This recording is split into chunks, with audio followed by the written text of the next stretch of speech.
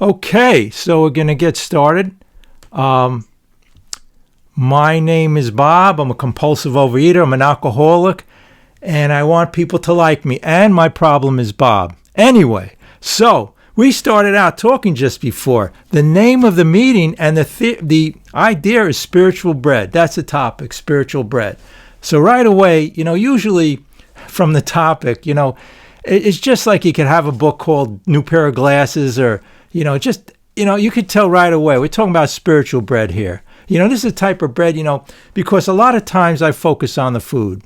But we got to realize the food has to do with everything else in our life, and everything else in our life has to do with the food, our addictions, drug, alcohol, and to people. It's all related. It's all pretty much the same thing. And we have a solution here. So first, with this meeting, I'm really going to focus in on the food, but again, it's related to everything else. So basically, I will go to the big book as I always do, and first we got to know what the problem is. And then what we're going to do, and I always say this is, by the end of the meeting, we're going to resolve the issue with the food, okay? Now, you're going to have that awakening, the perception change. So here it tells us on page 24. If you have your big book there, fine. If you don't, it's great. Just listen. The fact is that most alcoholics, compulsive overeaters, for reasons yet obscure, have lost the power and choice of drink or overeating. I always put in the food and the drink here. We have AA, Alcoholics Anonymous. We have OA, Overeaters Anonymous. So I'm a grateful member of both of those and other meetings too. Our so-called willpower becomes practically non-existent. Right? Listen to that. Our so-called willpower becomes practically non-existent. We are unable at certain times to bring into our consciousness with sufficient force the memory of suffering, humiliation of even a week or a month ago. So we can't bring into our mind. Step one, look, when I have these meetings, a lot of people say, Bob, why don't you talk more? I like it when you talk about the diet plans and the food. That's not where the answer is. You want the solution to your problems with alcohol, drugs, and the obsession with food. It's in these steps, right? Because it's telling us here. Step one said we admitted we were powerless. Because every time, my best thinking got me here. The more I try, I'll start right out by saying diets don't work. Because the more I try to diet, and everybody here knows that 95% of the time it failed. So we're going to come to the answer here. But again, it's interesting. We were talking before about these experts in the dietary field, and they had talk about healthy eating and all this. And then you have your Jenny Craig, you have your Weight Watchers, billion dollar industries, right? People get involved with these billion dollar industries. You pay thousands of dollars, right? So the problem is that that's not the solution. And the way we know that is 95% of the time it fails. In my life, I went on what was called it was called gray sheet diet. This is through the Overeater Anonymous program. I did it for a year, but you know what? I was miserable every day.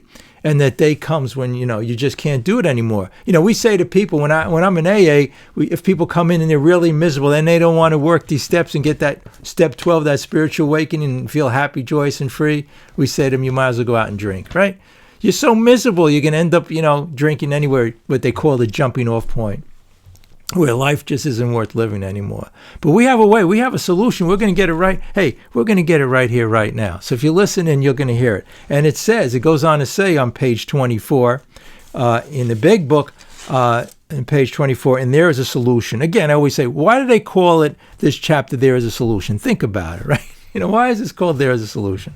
It says, without sufficient force, the memory of suffering and humiliation of even a week or a month ago, we were out defense against the first drink or compulsive bite.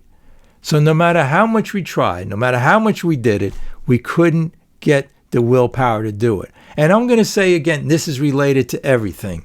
Whether you're at work or in your family, no matter how much you try to control life and you try to do things and figure it out and analyze it and figure out what you're going to do. But we're going to have, at the end of this meeting, a better way towards our addiction to food, towards our addiction to drugs and alcohol, and towards our addiction to people. Don't forget, in our program, it says here that resentment is the number one problem. Think about it. When you're upset, 90% of the time of what you think about and the problem has to do with people, right? It all has to do with people and those situations with people. So when we have this understanding and comprehension that it has to do with our relationship with people, but the food is another thing that has to do with our relationship, a relationship and making people are higher power or food are higher power or drugs and alcohol are higher power. But we're going to find a better way and do it. And when we read here, it's called the solution, having had that spiritual awakening.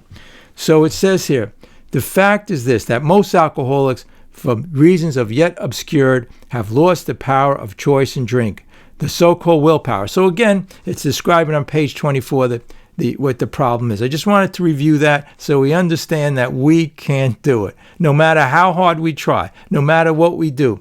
Because on page 31, when it talks about our addiction to alcohol, it says here,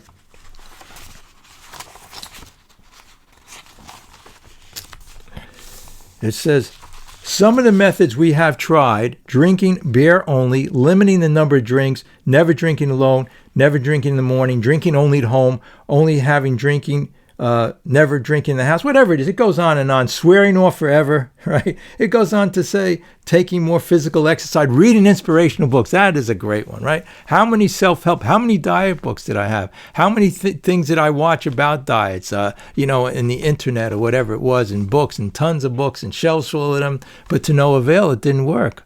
Because I never knew where the problem was. My relationship with people, I never figured out where the problem was. I always thought everybody else was the problem, the outside world, everything outside of me. If that would only change, But then I started to realize that through these steps in this program, where the happiness and joy is and where the answer is. Okay, so we're going to find out where the answer is and how to reach that answer right today in this meeting. That's what we're going to do. So that's page 31.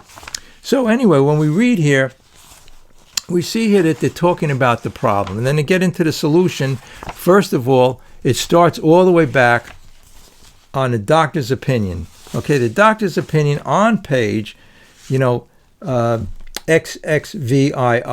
Roman numeral 27. I just want to say, so people have a clear understanding. When people say to you, for instance, this AA is a cult, and has a real problem with being a cult and this and that. All the major philosophies, all the major religions, all the ancient Greek philosophies, the Eastern and Western philosophies are in this first part of this big book. Whatever I read in relationship to those philosophies, I find here in the big book of Alcoholics Anonymous. And in the steps, it's all here. Whether it's prayer and meditation, it talks about meditation and prayer, right? So we talk about Eastern, Western philosophies. It has in here even, the ancient philosophies, whatever. So we're covered here.